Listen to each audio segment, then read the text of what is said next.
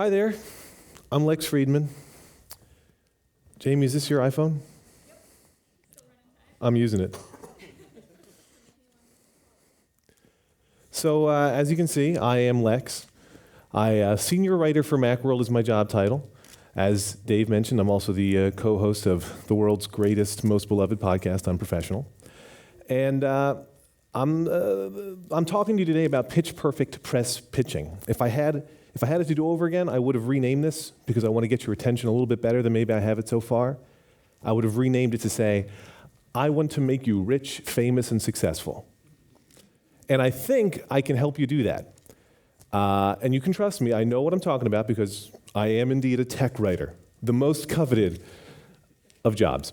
So senior writer for Macworld, let's focus on that. What does it mean? It means that I get hundreds of pitches. Via email mostly. Most of the time it's people emailing me that they want me to do something for them.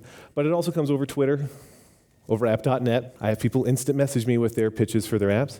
And people call me on the phone. They call me via Skype. I do not publicize my Skype address, but they figure it out and call me anyway. I get hundreds of pitches, and I get them every single day. It's my job. It's not surprising, but let's do the math. When folks have 850,000, that's the number of apps approximately right now in the iOS App Store. That's a lot of apps. It's a big number of apps. Let's call it 1 million for a second. If you think there's 1 million apps, it makes sense that I get what feels like millions of emails. 1,779. That is the number of days it has been as of today. I haven't done the time zone math, so it might be as of yesterday here, I don't know. But the number of days it's been since the App Store debuted in July of 2008. So if you do the math, and I'm a writer, not a math guy, so I could have gotten this wrong, but if you take 850,000 apps and you say, okay, they're spread over 1,779 days, that works out to about 478 apps per day, and that number is total bullshit because app releases have been ramping up over time. But let's pretend that it's just 478 apps per day. Let's pretend it's a perfectly even average. So how much time do you want me to spend with your app that you've just released? Do you want me to write about it in the pages and website of Macworld to gain attention for it? How much time do you want me to spend doing that? How much time do I need to really look at it and test it and appreciate it and then write about it? So it's 478 apps per day, and remember I said that number's probably conservative. I have an 8-hour workday. I'll even skip lunch for you if it helps. That gives me 1 minute per app.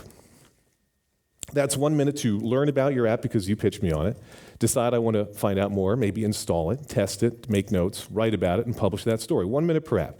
Now, obviously, that number is, again, it's bogus. It doesn't work out to 1 minute per app because I don't write about all 478 apps that come out per day. I have some subset of apps. So the actual amount of time I spend with most apps that get released is 0, and that's because of the way math works. And again, I'm a writer, so I could be wrong on this, but that's in seconds, minutes, hours, days. Everyone, look, I spend 0 times. Now, if you only want to count how much time do I spend with apps that people actually pitch me, I don't know what the average amount of time is, but I know the mode. The mode is, what's the most common amount of time I spend with a pitch? And I'm sorry, but that's the answer. I want to spend more time with your pitch and have you look less like the people whose pitches I spend 3 seconds on. 3 seconds is all it takes for me to look at a pitch and know this is not an app that's of interest to me or to my readers. Here are examples of a couple of pitches that I've received. Press releases. I think I actually have this note for myself later in the slideshow, but these are both, true story, from the spam folder of my Gmail inbox. They look a lot alike.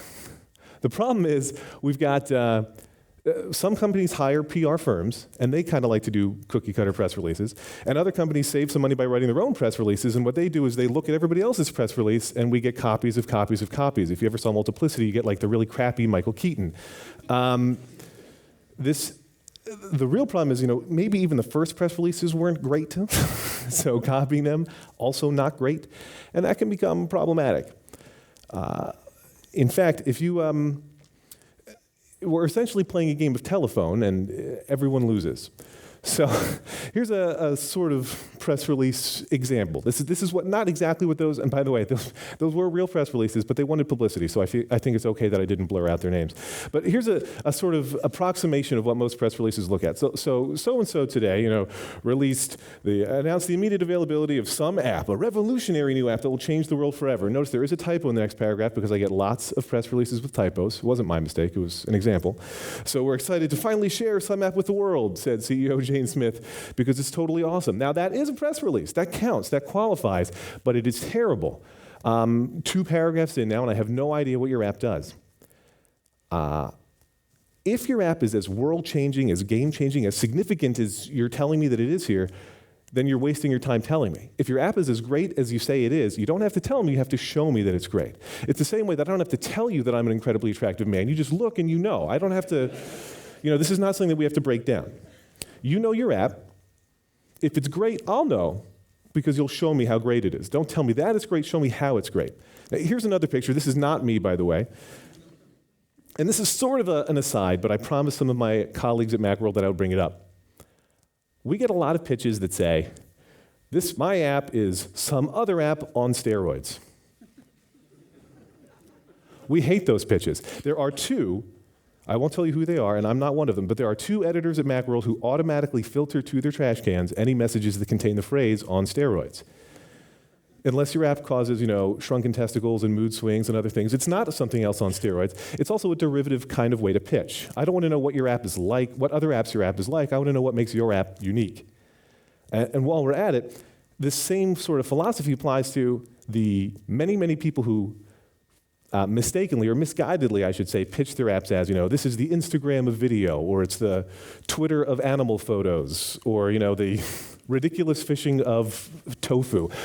I want to know, again, what makes your app original and unique and why I should be paying attention to it. Even if that is your genuine inspiration, which is fine, I just want to know the unique elements of your app. So let's go back to these press releases from my spam folder.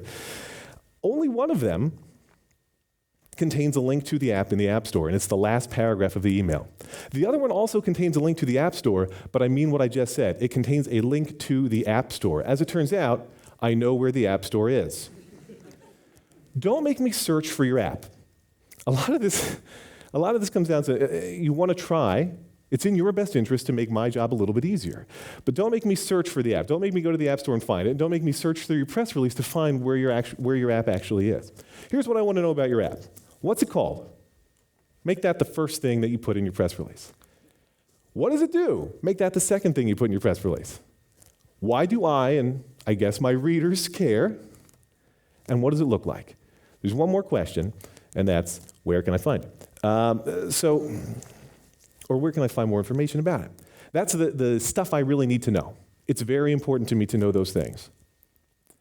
The problem is when people are crafting press releases, they try to go to this inverted pyramid approach, and the concept is right, the execution is generally wrong. This pyramid says, give me the most important stuff at the top, and then you get broader and broader and broader as you go down. But that would be flipped. So what I want to know is not an intro graph of background information. Here's why we decided that there's a niche that needs filling in the marketplace, and we're here to do it. And then the second quote is a bogus quote from your CEO, who was maybe you, about why this app had to exist. I don't want that. What I do want, if you do send me a press release, make sure it has screenshots. Because you can't judge a book by its cover, but you can sometimes judge an app by its screenshots. It's not that I want to make a superficial judgment on it, but I can get a much clearer picture of what your app does from a screenshot oftentimes than I can from maybe an overwordy press release. Now I work for Macworld, but this is true all over. Pretty much every single story that people write has screenshots. We like to have artwork in our stories. And if you don't give us artwork, then we are less inclined to write about it. It's harder for us to do. This is a review of Acorn, which, the updated version just came out, and Gus gave me lots of screenshots of the app and then even gave me the app, and we'll get to that. But we want lots and lots of screenshots. So make it easy for me to find screenshots. If you don't want to put them in the email, if you're worried about sending attachments, that's fine, but say, here's a bunch of screenshots with a link. Make that a standalone paragraph so it stands out. Here's where I can go to find screenshots of your app. I want to know. Now, because I'm human, if you don't make it easy for me to know what your app does or what it looks like, and I have to research it, now I'm annoyed. Now you're starting back, right? You're starting with a handicap. I don't know how golf handicaps work, so maybe you're not starting with a handicap, but you're starting with a mark against you, and now you have to be even better than you had to be otherwise because they have to get me from annoyed at you to not so annoyed at you. So write a great press release to put me in a good mood. I'm writing to tell you about Lex is Great, my new $3 app for iPhone and iPad that makes it easy to browse photographs of Lex Friedman. You can see screenshots and other details right here. Now, I love this press release. If every press release looked like this, I'd be the happiest man on the planet, and not just because I love photos of myself, but because it gets all the information that I want right away. So send me this great press release, and then here's another important rule. Don't write to me again about that app right now. That's a controversial rule, and it pisses people off and probably even fairly pisses them off. But look at it from the tech reporter side. What happens is I'll get emails that pitch an app, and then 1 day later or 3 days later or both intervals later, I'll get another email saying, hey, Lex, I'm just following up on the email I sent you about my new app. Wanted to see if there were any more questions you could answer. Now, we all know how email works. I either got your message or I didn't. I'm either going to act on it or not. And I'm either going to write about your app or not. But the follow-up, especially as more and more people follow up, is a problem. It's bad enough for me that I have filters that filter out messages, block them from my inbox forever for frequent offenders, whom I've warned that I can't have the follow-up messages. The more people send follow-ups, the harder it is for me to find your new, original, important pitch message that I actually might care about because I'm dealing with all the people following up on other releases they've sent me. I don't want you to spam me either. And when I say I don't want you to spam me, that means a couple different things. One, if you're going to, that fiery animation is probably the hardest work I've ever done on a presentation. But if you're going to pitch your app to a lot of people, it's okay if you send the email at once. There's no reason for you to copy and paste your pitch email to 20 different news organizations. But don't put us all on the CC line, because you know exactly what will happen, and then we'll all hate you because you're the person who got us that barrage of unintentional reply all CCs that day. The other thing is, don't spam my team. I work at Macworld. We have about 75 employees named Dan and a couple Jasons and a couple Johns. So if you email me, Dan, Jason, John, and John, and me, the same pitch, because you're sort of carpet bombing Macworld, there's one of two things that can happen. Maybe your app is so kick-ass and so appealing to us in that pitch that Dan, and Jason, and John, and I are going to fight over who gets to write about the app. We're going to have a big, I want it, no, I want it, no, I want it. But maybe we have just another normal workday where there's tons of stuff to do, and your app is one that we could or could not write about. And so I'm going to kind of hope that Dan's going to write about it, Dan's going to hope the other Dan's going to write about it, who's going to be hoping that Jason's going to write about it, and then in the end, nobody writes about it because we don't bother following up with each other because we got enough other things to do. So the carpet bomb is a mistake. Don't do it. Pitch the right person. Who the hell is the right person? Here's how to find out.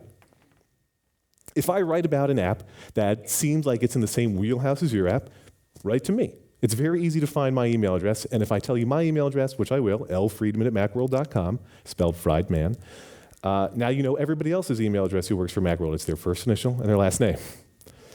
But if I write about, you have to do this in a way that's realistic. So if I write about a GPS app, don't do what, and this is a real pitch that I got. Hey, Lex, I saw you wrote about GPS apps, so I wanted to tell you about my new singing app that's taking over the world. I guess the world and GPS apps go together. Pitch the right person. And if you can't figure out the right person, every website, including mine, has a tip line. So if you have an app and you're not sure which person to pitch, you can try to guess. And if you're not sure, if you don't want to even risk the guess, hit the tip line, which is for us, iPhone@macworld.com. It predates the existence of the iPad, but if it's an iPad app, you can send it there too. We'll route it to the right person. Don't follow up, and do include screenshots. The thing that you have to remember from our side is that there is no shortage of things to write about. Besides I think I said 6.9 trillion apps released every day, there's also other stuff that we do. There's news to report on, and reviews to write, op-eds to write, tutorials to write, and things to edit. We have plenty to do. So since we have what I called in my notes there, I see a shit ton of things to do, because I'm a Class E guy, you can maybe do better than pitch us your app on the day it's out. That's a rookie mistake. Because if you pitch me on your app the day it's out, it might be old news by the time I actually have time to write about it. Let me go back to these screenshots that we had before, where I was talking about some of the other apps and how we want artwork in all of our stories. Most of these are hands-on and one of them is a review. Hands-on, by the way, in my industry means we didn't have time to do a full review. But all of these stories came out the day or within a day of the app's release. And how did we pull that off? Because people gave us the information about their apps ahead of time. Sometimes people gave them to us exclusively, so we were the only ones who had access to that app for some period. And more often, we had the app under embargo. I was using Acorn for several weeks before it came out, Acorn 4. And that's really good. If you give me the app with an embargo, that means you give me the news ahead of time, you give me the app ahead of time maybe, and I promise not to write about it until you say it's okay. So if you do that, now I have time to actually explore and get my hands dirty and take the time to write a story that your app deserves, and I don't have to feel like I'm rushed to get the story out. And when I have that time and that luxury to not feel like I have to be rushed to do it and then maybe decide, well, we're just not going to write about it because 27 other Apple-focused sites will have already done stories on it by the time we get our hands on it. If you do that, if you give me the app under embargo and give me the time, that makes me very, very happy. And you like for me to be very, very happy. Here's the secret. If you give me your app under embargo and I get a chance to play with it, and it's maybe a month before release, there is no violation of my own journalistic ethics to look at the app and try it out and tell you what I think is wrong with it. Not in a jerky way, but like here's a bug that I found, or here's feature X that you should add, or feature Y is too hard to find, or feature Z is too confusing. And if I tell you that, and then you make a change and you release a new update and I download it in Hockey app or wherever else and reinstall it, then now maybe I like your app even more. I'm even more excited to write about it. Maybe now you went from a 3-mouse app to a 4-mouse app, or a 4-mouse app to a 4.5-mouse app. Nobody has a 5-mouse app. But if you do that, that's a good thing. And it happens a lot. A couple bonus embargo tips, and I'll go through these very quickly. You can't just send me a story and tell me it's under embargo. I know I just said send me your stuff and give it to me under embargo, but you can't say, hey, here's some exciting, super awesome news, and I'm giving it to you under embargo. I have to agree to the embargo first. Once you tell me, now I know. You can't force me not to tell. So just, if you have an app and you want to talk to me about it, or talk to somebody else at Macworld about it, or any other publication like ours, the first thing to do is say, hey, I have an app that you're going to be interested in because it does this thing, and maybe here's one screenshot, and if you'd like to learn more about the app under embargo, let me know. Just do that, because otherwise, I won't write about it, but some sites are going to take that information and run with it if you just presume that they'll accept your embargo. You, and I don't mean you, I mean the person next to you, you are terrible at picking embargo release times. Some companies, I'm not going to mention Adobe's name, but it's Adobe, like to have their embargoes go up at midnight Eastern time in the US a lot of the time. And as you might imagine, not many people read Macworld at midnight Eastern time. So they're wasting their time. They're wasting the potential traction they could get. So most people are going to see it the following morning anyway, if they see it at all, but maybe we have some other app or some other story that's going to be bigger by the following morning, so they're wasting their time. So look at the sites that you're pitching. If you're going to give an embargo to them, look at when their bigger stories go live each day and say, my embargo goes up at that time. For Macworld right now, it's around 6 a.m. Eastern Standard Time. The App Store tells all. So if you decide that your app is going to come out on Thursday, you guys are in Australia, as you may know. If you have it come out if you say it's Thursday, or it's Thursday at a specific time, but then it starts trickling out in this app store earlier than you wanted me to write about it, somebody's going to find it. It's probably going to be Federico Vitici at macstories.net, and he's going to write about it. Once it's in the app store, I'm allowed to write about it. So your embargo time is going to go up before you wanted to if you don't carefully figure out how you're going to release the app. You're all developers, you're all smarter than I am about these things. There are ways to ensure that you control precisely when the app is available and disseminating to all the app stores worldwide. It takes a little bit more effort, but it's something to look into if you don't want your story to trickle out in a way that you weren't expecting.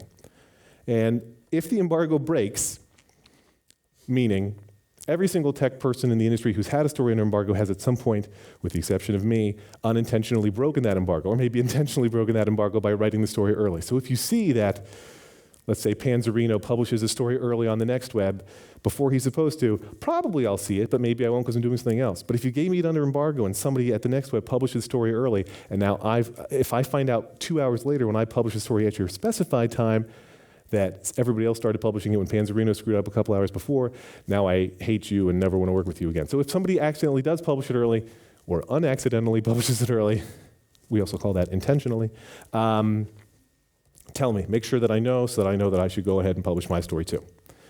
The other thing to talk about is exclusives, and they are a trickier beast. Exclusives, like I had referenced before, are when you give it to me and you don't give it to anybody else. So I know about your app, and I'm going to be the first person to publish a story about it. Now, if you give an exclusive to Jim Dalrymple at The Loop, or to Vitici at Mac Stories, or Panzerino at The Next Web, or anybody else, whoever at TUAW, they don't have names there. But if you do that, don't quote me, if you do that, then, if it's a killer app, I'm going to have to write about it anyway. But I'm going to be annoyed and I'm going to feel crappy because I wasn't the person he gave the embargo to. And if we see that the story's coming out and we don't necessarily have time to write about it that minute, or maybe we can do a quick hit news story, but maybe we're going to say, let's just save it for our roundup instead. We do a weekly roundup of new app releases, and it gets traffic, people look at it, but it's not the same as having a story where we go hands-on or actually review your app. Those are much more impactful stories for you.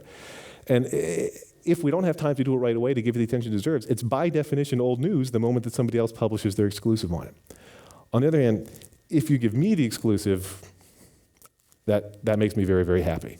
So one other thing to think about is with embargoes especially, if you give me an embargo at the last minute, so basically you're trying to sort of cheat it, you're worried that I'm not going to keep your secret or you don't want anybody to get out. If you give the embargo at the last second, you're being a jerk because now I still have to do the same sort of thing. I have to rush if I'm going to cover it, and I don't have time to really spend enough time with it to do a good hands-on review. Apple can get away with this, but about 99.6% of developers cannot, so don't be that guy, don't be that girl, because it's not nice. Now, I know what this looks like. And I apologize. I think I tried to apologize for up front, and if I didn't, then I should have. So I apologize for that too, hypothetically. But I don't mean to suggest that I am a jerk. It may be true, but I don't mean to suggest it. I really am not. Many of the rules of pitching journalists that I'm talking to you about right now essentially come back to make my life easier, make me happier, don't annoy me. But it's in your best interest. Here's what to do. Keep your pitch terse and really get to the point right away. Omit as many needless words as humanly possible. Include screenshots, because we love screenshots. It helps us know if your app is worth looking at longer, writing about. And we're going to use them in our story too. We're going to take our own screenshots, but we like to have yours. Don't use a super crappy press release. Include a link to your app right up front. Consider doing an embargo. If you give it to us early, we're going to look at it more, give it more attention. We're very good at keeping secrets. I have so many secrets right now. Get me drunk later, we'll talk about them. We won't talk about them. Give careful thought to what time your embargo is going to be released. And above all, think about our situation. We've all got lots of things to do. You've got lots of things to do, but you're the one who just built an app. I have a job, and I'm going to get paid whether I write about your app or not. You may not get well paid if I don't write about your app, or if you don't get many people in the press to write about your app. It's hard to get noticed in the App Store. You're basically counting on, John Gruber linking to you, or the App Store featuring you, or everybody else in the Apple press writing about you. So if you can find a way to make sure that you're going to get us the content we need and give us the information we need about your app early and cleanly and in a way that's useful, you weigh up your chances of getting coverage. So if your long-term goal is to get good publicity for your app, your short-term goal should be make me and other people in the press like me as happy as you can. Thanks very much. I appreciate your time.